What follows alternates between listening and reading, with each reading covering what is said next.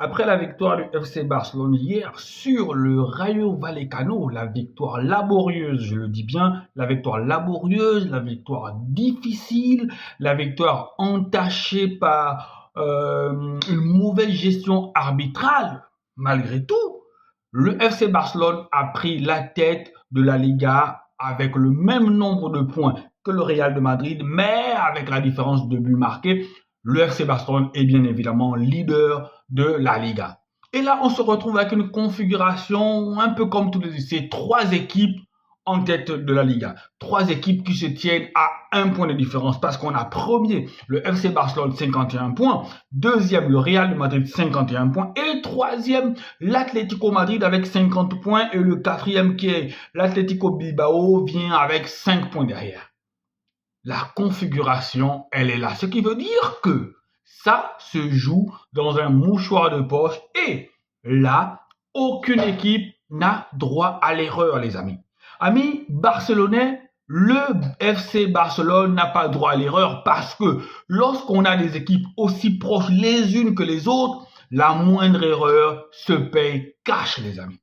La moindre erreur se paye cash et il faut que ce FC Barcelone-là soit costaud parce que derrière, le Real de Madrid, l'Atlético Madrid ne vont pas relâcher la pression. C'est pas fini. Est-ce que c'est dans ce ordre-là que les équipes vont arriver? Il reste encore 14 journées. Et en 14 journées, les amis, plusieurs choses peuvent se passer. Le FC Barcelone, il n'est pas garanti que le FC Barcelone gagne les 14 rencontres. Il n'est pas garanti. Il n'est pas garanti que le FC Barcelone gagne les 40 rencontres. Et n'oubliez pas qu'il y a encore les confrontations directes entre le Barça et ses deux poursuivants. La Liga est loin d'être jouée, amis barcelonais, amis merengues. Donc, tout le monde est focus. Et déjà la semaine prochaine, il y a des matchs difficiles pour le Real et pour l'Atlético.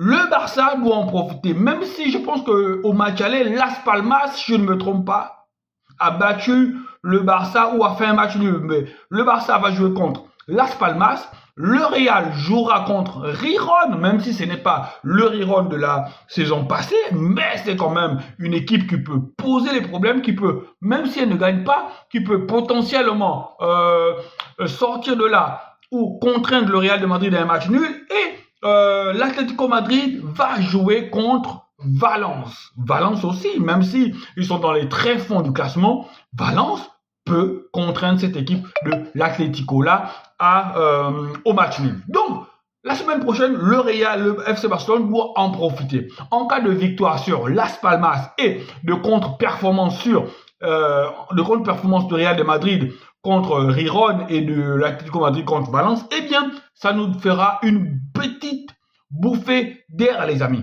Une petite bouffée d'air, mais une bouffée d'air quand même. Donc, le Barça a son destin entre ses mains, les autres équipes ne sont pas larguées, et voilà, bien malin qui nous dira qui va remporter cette équipe-là. Parce que même si je suis barcelonais, même si j'ai au fond de moi le sentiment que ce Barça-là peut tout prendre, mais je sais aussi que notre équipe du FC Barcelone est capable du bon comme du moins bon, est capable du pire comme du mauvais. Parce que hier, contre le Rayo Vallecano, une équipe qui fait une belle saison, je le rappelle, mais une équipe quand même inférieure au FC Barcelone, on n'a pas pu maîtriser le match. On n'a pas pu se détacher, on n'a pas pu contrôler le match. Et comme toujours, la défense, je ne sais pas, parce que pour moi c'était l'équipe type. Il y avait juste Hector Fort qui était là. Il y avait juste Hector Fort qui était peut-être le joueur qui ne joue, mais c'était pour moi l'équipe type. Si tu alignes l'équipe type et tu as des problèmes pour prendre le dessus sur une équipe, c'est problématique. Et le Real de Madrid, plutôt le FC Barcelone, cette saison-là, nous a habitués à ça. Il y a des matchs où ils sont flamboyants, il y a des matchs où ils maîtrisent tout, il y a des matchs où ils dominent l'adversaire de la tête et des épaules, et il y a des matchs où, quand tu regardes, tu te dis, est-ce que c'est vraiment le FC Barcelone? Il y a des jours où, quand tu regardes, tu te dis, est-ce que c'est vraiment l'équipe qui a dominé? Donc, ce Barcelone-là est capable du bon comme du pire. ça va être la même chose en Ligue des Champions.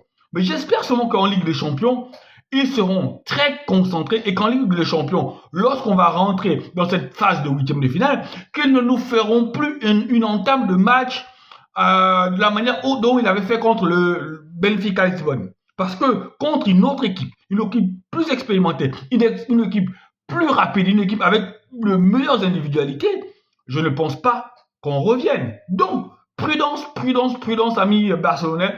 Prudence, prudence, prudence, FC Barcelone. Et on est derrière vous. On espère que cette saison sera une saison grandiose. Allez les amis, prenez soin de vous. Et je pense qu'aujourd'hui, il y a des matchs de Ligue des Champions, même si ce ne sont pas des matchs glamour, mais il y a quand même des matchs. Voilà, allez, prenez soin de vous.